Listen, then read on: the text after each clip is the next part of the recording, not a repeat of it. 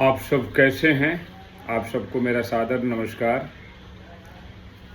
आज एक गंभीर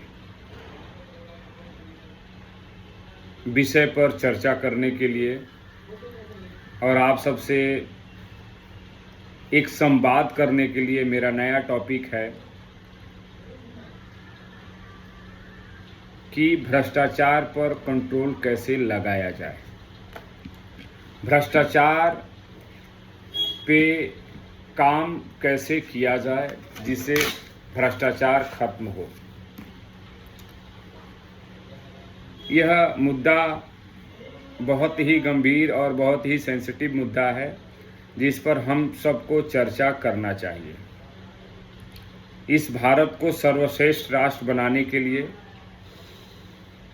सुपर पावर बनाने के लिए सबसे पहले हमें अपने आप में सुधार लाना पड़ेगा। हमारी व्यवस्थाओं में सुधार लाने की आवश्यकता है।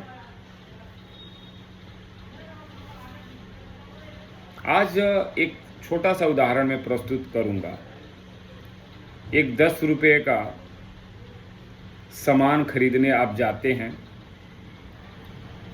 तो उसके कंपनी का पूरा डिटेल्स लिखा होता कि यह कंपनी इस कंपनी ने बनाया, इसकी गुणवत्ता की क्वालिटी ये रहा, इसमें क्या क्या बनाया गया, क्या क्या मिलाया गया, क्या क्या चीज़ हम खा रहे हैं। एक 10 रुपये के प्रोडक्ट में पूरा इन्फॉर्मेशन लिखा होता है। सोचिए, एक छोटी सी कंपनी जो 10 रुपये का प्रोडक्ट बना रही है वो अपना पूरा फुल इन्फॉर्मेशन दे रही है कि किसमें कितना मात्रा क्या है, कौन सा मात्रा क्या है, कौन सा क्या चीज़ है, सब कुछ फुल इन्फॉर्मेशन देती है। वहीं सरकारी ठेके की बात हो, सरकारी कामों की बात हो, जहाँ पे हजारों नहीं लाखों करोड़ों का डील होता है, लाखों करोड़ों का, अरबों का रोड पास होते हैं। तो मेरा कहना यही है कि जब एक 10 रुपये का प्रोडक्ट बनाने वाली कंपनी का पूरा इन्फॉर्मेशन उसके डब्बे पे, उसके पैक पे सारा इन्फॉर्मेशन लगा रहता है, तो ये हजारों करोड़ों का, लाखों करोड़ों का जो टेंडर पास होते हैं, उन कंपनियों का हर 2 किलोमीटर के पास बोर्ड क्यों नहीं लगाए जाते हैं कि यह कंपनी ने इस रोड का निर्माण किया, इस कंपनी ने इस प्रकार का क्या क्या बोर्ड इस्तेमाल किया, क्या क्या मटेरियल इस्तेमाल किया, किस गुणवत्ता के साथ काम किया, उसके डायरेक्टर का नंबर ए है, उसके मैनेजर का नंबर ए है, उसके इस प्रोजेक्ट मैनेजर का नंबर ए है। इस तरीके का व्यवस्थाएं क्यों नहीं हो रही है? जब तक इस तरीके का व्यवस्था नहीं होगा तब तक आप क्या उम्मीद कर सकते हैं? इस राष्ट्र को बेहतर बनाने के लिए मेरे हिसाब से शायद इससे अच्छा कोई सुझाव नहीं हो सकता है। आप किसी मोहल्ले का सड़क बनाते हैं, किसी गांव का सड़क बनाते हैं, किसी के गांव का नाली, शौचालय, कुछ भी बना रहे हैं, गवर्नमेंट से ही अप्रूव्ड होकर के वो काम हो रही है, गवर्नमेंट से ही ऑथराइज होकर वो काम हो रही है। तो मेरा निवेदन है इस मौजूदा सरकार से कि साहब 5,000 रुपये से ज़्यादा का कोई भी टेंडर हो, ठेका हो, कुछ भी हो, उसमें उस कंपनी का पूरा बायोडाटा, पूरा लेखा जोखा का एक प्लेट बने और हर जगह लगाया जाए, जिससे कोई भी कॉमन पीपल्स उसका निरीक्षण कर सके कि हाँ भैया यह रोड बना है, यह रोड बना है और इस रोड में यह क्वालिटी का प्रोडक्ट इस्तेमाल हुआ है और इसकी क्वालिटी ये हो और इसकी गुणवत्ता ये होगा और इसकी चीज़ें ये होगी। चाहे सड़क हो, सड़क बनाने वाली कंपनियों को भी स्कैनर हर 2 किलोमीटर पर उनका बोर्ड लगा हो कि इस कंपनी ने यह रोड बनाया है और इसकी क्वालिटी और इसकी गुणवत्ता ये है। कोई भी काम सरकारी हो, उस काम का पूरा ब्यौरा, कौन प्रोजेक्ट मैनेजर है, कौन डायरेक्टर है, कौन इंचार्ज है, कौन इसका मतलब एज ए इंजीनियर है, उसका प्रॉपर हो, ताकि एक कॉमन पीपल्स उस पर जा कर के इंक्वायरी कर सके और गलत पाए जाने पर वह अपना शिकायत दर्ज करा सके। एज अ गवर्नमेंट का एक ऐसा पोर्टल तैयार किया जाए जिसमें गवर्नमेंट से रिलेटेड जितने भी वर्क आउट होते हैं, टेंडर पास होते हैं, जो भी चीज़ें होती हैं, इस सब पे मॉनिटरिंग हो, तभी जाकर के हमारा राष्ट्र एक बेहतर राष्ट्र बन सकता है। आए दिन आप लोग सुनते हैं कि बिहार में पुल गिर गया, बिहार में पुल अपने आप गिर गया, सड़क अपने आप धंस गया, स्कूलों के छत अपने आप गिर जा रहे हैं। तो भाई साहब, ये मिलावट खोर का नमूना है, ये बुरी तरह से करप्शंस का सबसे बड़ा नमूना है। मेरा एक यहाँ पे ये मेरा वीडियो बनाना ना किसी को क्रिटिसाइज करना नहीं है। हमारा वीडियो बनाने का मतलब ये हुआ कि हमारा देश सुपर पावर बने, एक बेहतर राष्ट्र बने। हर आदमी का अपना एक जिम्मेदारी तय हो कि हाँ, हमारी जिम्मेदारी यह है, तभी जाकर के हमारा राष्ट्र दुनिया का सर्वश्रेष्ठ राष्ट्र होगा। आज हम हैं, आप हैं, जिस भी कॉलोनी में आप रहते हैं, चले जाइए, ध्यान से देखिए तो नालियों का सही से सफाई नहीं होती है। कहीं कहीं तो रोड पे कूड़े पड़े रहते हैं, कहीं कहीं रोड में गड्ढे कम गड्ढे ज़्यादा नज़र आते हैं। पुल बन रहा है तो पहले ही क्रैक आना शुरू हो गया, सरकारी बिल्डिंगें बन रही हैं तो क्रैक आना शुरू हो रहा है। तो आखिर में इसका जिम्मेदार कौन है?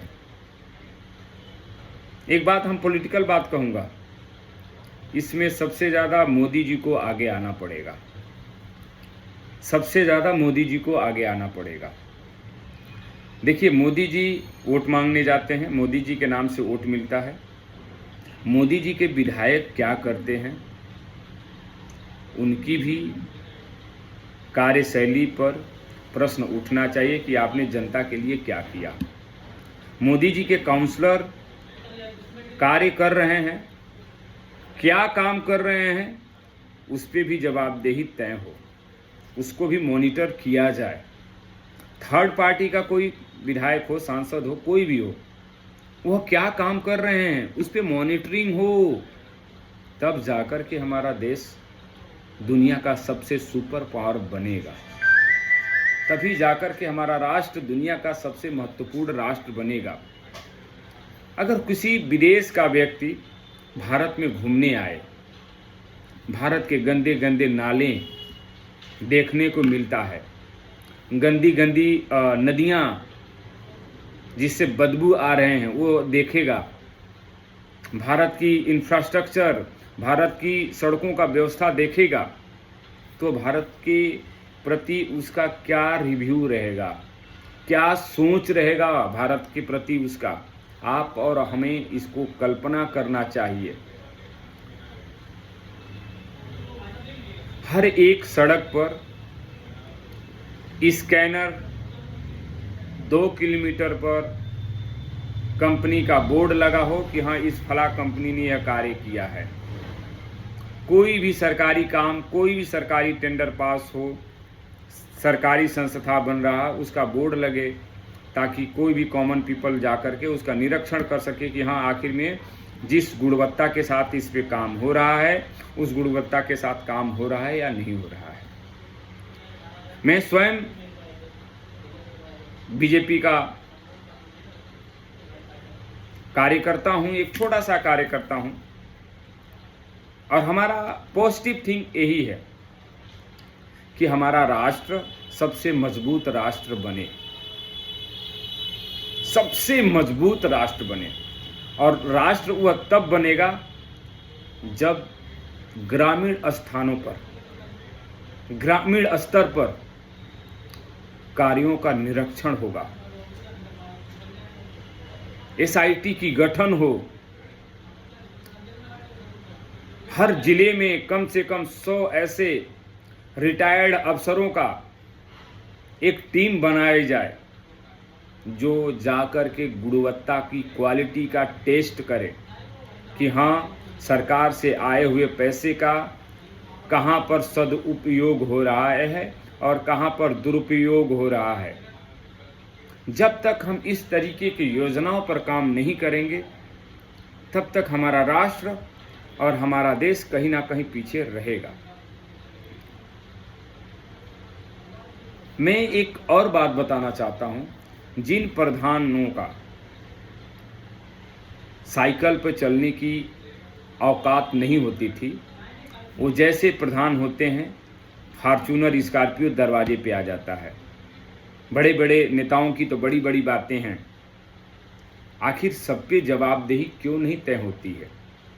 क्यों नहीं सब पे जवाबदेही तय होती है? क्यों नहीं सब लोग भारत को निर्माण करने में अपना योगदान दें? मेरा एक स्लोगन था, भारत माता के लाल ही भारत को लूट रहे हैं। भारत माता के लाल ही भारत माता को लूट रहे हैं। किसी भी सरकारी संस्था में चले जाइए, कहीं पे भी चले जाइए,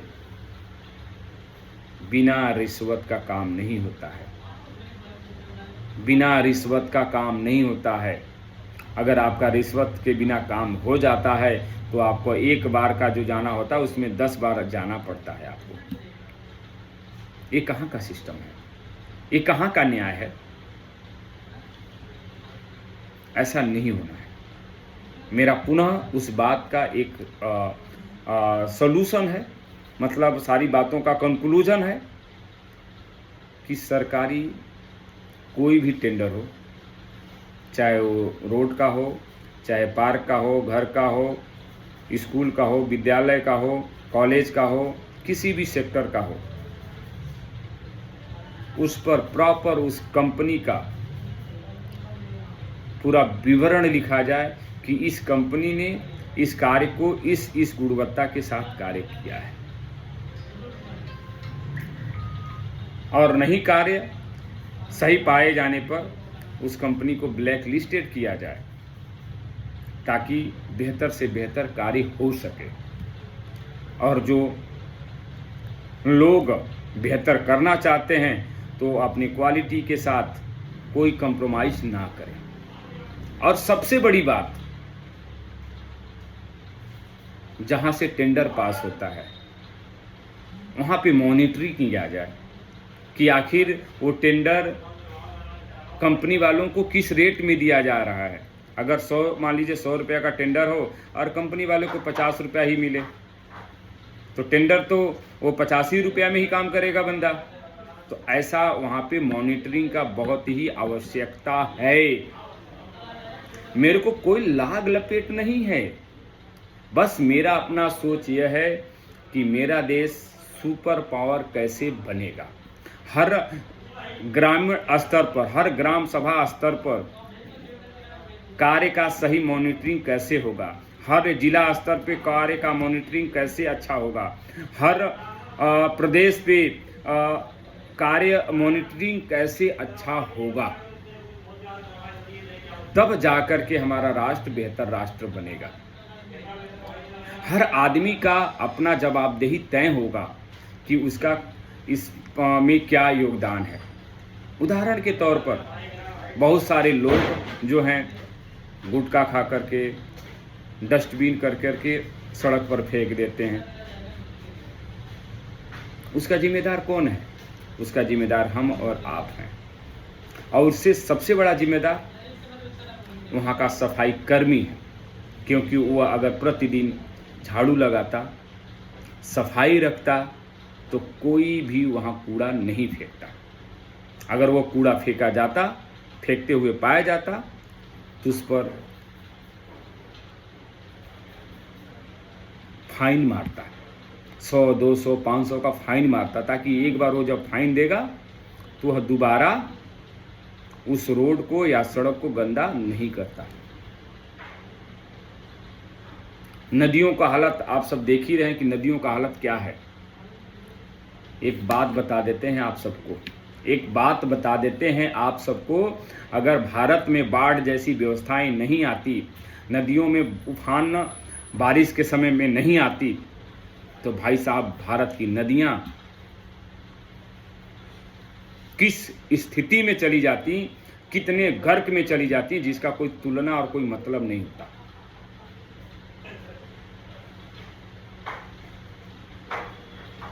समाज सेवा, समाज की बातें करना, फोटो सेशन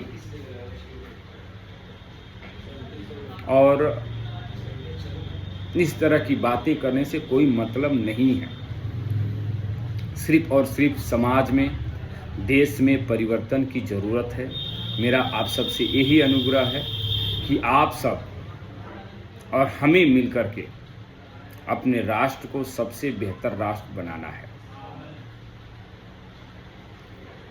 कहाँ पर सफाई नहीं हो रही है, कहाँ पे सफाई होनी चाहिए, किस नदी में सफाई नहीं है, किस घाट पे सफाई नहीं है, किस रोड में समस्या है, किस क्षेत्र में समस्या है, हम सबको आगे आकर के उस समस्या का निदान करने हेतु हम सबको आगे आना ही पड़ेगा।